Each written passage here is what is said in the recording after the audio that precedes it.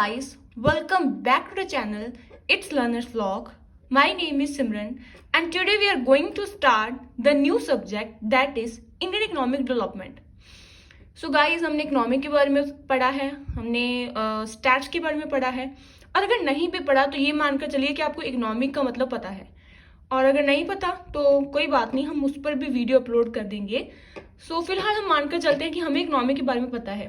So friends, मेरे जो बहुत सारे फ्रेंड्स हैं और मेरे जूनियर्स हैं, उन्होंने मुझे रिक्वेस्ट की है कि तुम प्लीज़ इंडियन इकोनॉमिक डेवलपमेंट के लिए वीडियो बनाओगी।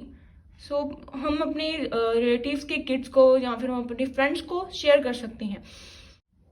सो मैंने उनकी डिमांड पर ये वीडियो बनाई है। सो हम स्टार्ट करते हैं। हमारा पहला चैप्टर है हमारे पास, that is Indian economy on the eve of independence. Eve यहाँ पर एव का मतलब है आई, ओके, या फिर पॉइंट ऑफ व्यू। यहाँ पर बहुत सारा जो मैंने लिखा हुआ है, जब मैं 12th क्लास में थी, ये तब की बुक है, 2021 का एडिशन है ये। सो आप प्लीज़ नया एडिशन लेना, दैट इज 2023 का, क्योंकि एग्जाम आने वाले हैं। सो प्लीज़ अगर आपने तैयारी नहीं भी की तो हमारे पास कितने मंथ हैं, दिसंबर, जन, फेब, हमारे पास सिर्फ 3 मंथ्स हैं और 3 मंथ्स के अंदर अंदर हमें एक सिलेबस कवर करना है। सो मेरा हमेशा यही गोल रहेगा कि मैं टॉपिक 3 और 4 मिनट्स में टॉपिक कवर करवा दूंगी ताकि आपका टाइम वेस्ट ना हो। Indian economic development on the eve of independence हम स्टार्ट करते हैं बिना टाइम वेस्ट किए। सबसे पहले बात करते हैं ओवरऑल फीचर्स की। उन्होंने क्या है कि जब हमारे ब्रिटिश रूल चल रहा था, ब्रिटिश रूल के पहले इंडियन इकोनॉमी बहुत ही वाइब्रेंट और प्रॉस्पेरिटी थी। वाइब्रेंट का मतलब होता है खुश, प्रॉस्पेरिटी का मतलब होता है कि तरक्की वाली इकोनॉमी हम कह सकते हैं, कि जहाँ पर बहुत सारे जो हमारे पास अपॉर्चुनिटीज अवेलेबल थी। हम अगर बात करें ऑन द एग्रीकल्चर फ्रंट, अगर एग्रीकल्चर के नज़रिए से हम अगर बात करें, it was a self contained rural economy where cultivator themselves were the owners of the land. जहाँ पर हमारी कल्टिवेटर्स होते हैं जो फसलें उगाते हैं, वो खुद थे ऑनर थे, कि एक अपनी ही ज़मीन के ऑनर थे, अपनी ज़मीन के मालिक थे। इंडस्ट्रियल सेक्टर भी बहुत फेमस था अपने हैंडक्राफ्ट, जबकि जो लोग होते हैं, हमें सुना ही होगा कि हमारे एशियन टाइम्स में लोग अपने हाथों से सब कुछ बनाते थे, एम्ब्रॉयडरी भी अपने हाथों से करते थे, चीज़ें भी अपने हाथों से ही बुनते थे।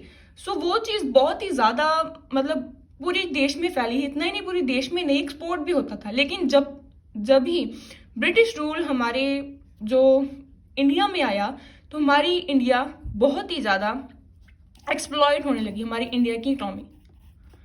एक्सप्लॉइट का मतलब होता है शोषित होना, यानी कि चीज़ें हमारी मर्जी के खिलाफ होने लग गई। जैसे उन्होंने क्या किया, but the advent of the British rule mark the beginning of a systematic exploitation of the Indian economy. यहाँ पर भी लिखा है कि इंडियन इकोनॉमी जो पहले वाइब्रेंट, खुशहाल और प्लीजेंट इकोनॉमी थी, वो एक्सप्लॉयटेशन में बदलनी शुरू हो गई। The agriculture sector was exploited as a source of revenue.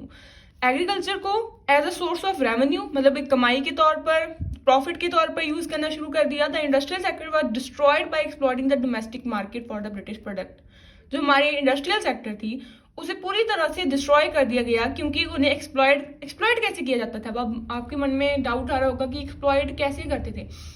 आपने कभी सुना होगा, हमने 8th में भी पढ़ा है और 10th में भी, कि ब्रिटिश ने क्या किया था, एक्सपोर्ट बंद करवा दिया था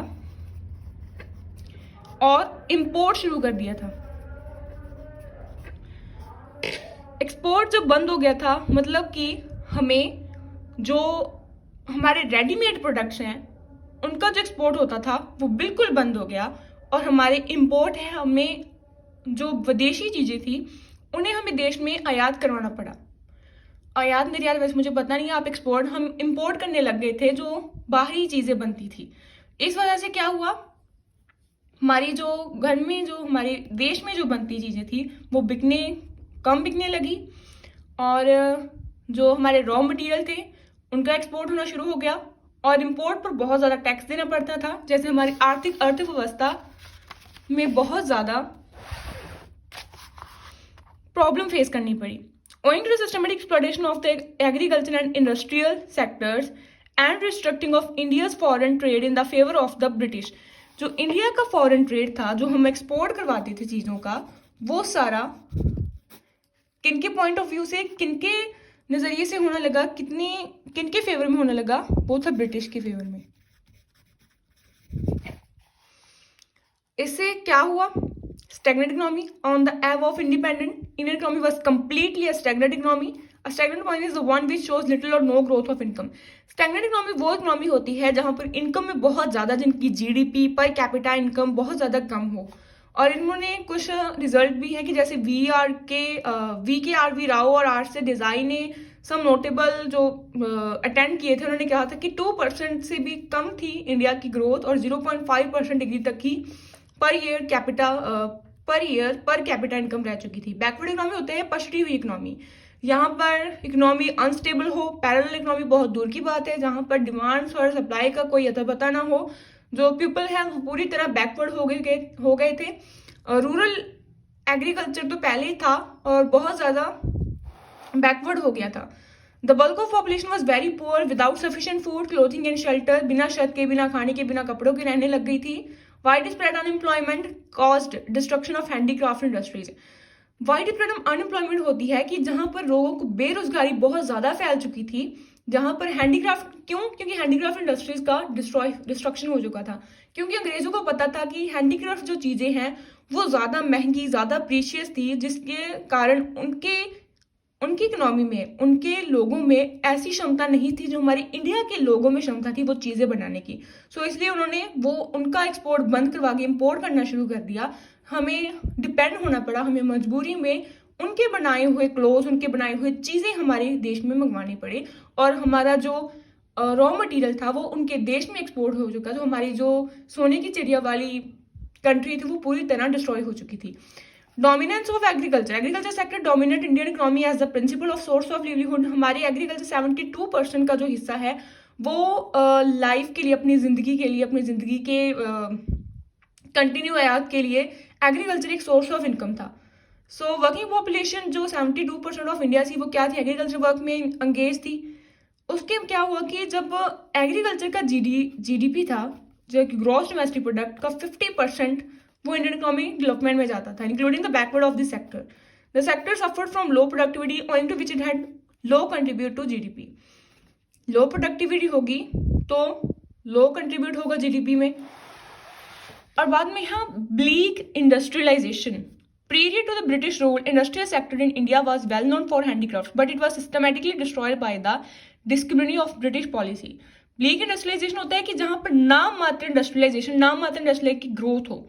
ब्रिटिश राज के पहले हमारा इंडस्ट्रियल सेक्टर अपने हैंडीक्राफ्ट के, अपने हाथ के बनाए प्रोडक्ट्स के लिए बहुत ज्यादा जाना माना जाता है। लेकिन जब भी सिस्टमेटिकली उन्होंने ब्रिटिश रूल ने अपना ही सिस्टम खोल दिया तो हमारे इंडस्ट्रियलाइजेशन की ग्रोथ जो ऑलमोस्ट थी वो धुंधली पड़ गई थी। हैवी डिपेंडेंस ऑन इम्पोर्ट्स, जैसे कि मैंने आपको कहा है कि उन्होंने एक्सपोर्ट बंद करवा दिया, हैंडीक्राफ्ट इंडस्ट्री को डिस्ट्रॉय कर दिया, हमें बहुत ज़्यादा मजबूरी में इम्पोर्ट्स पर डिपेंड होना पड़ा। लिमिट अर्बनाइजेशन, हमारे देश में जो सब भी होते हैं, वो जो भी लोग होते हैं, बहुत सारे लोग अपने गाँव में रहते थे और अर्बनाइजेशन बहुत कम था और इसी चीज़ का फायदा अंग्रेजों ने उठाया था। Semi feudal economy.